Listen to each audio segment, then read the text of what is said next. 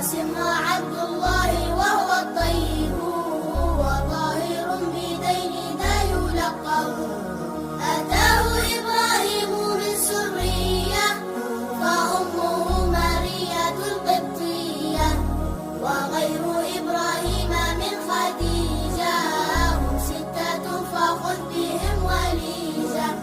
وأربع من الإناث تذكر، رضوان ربي للجميع يذكر.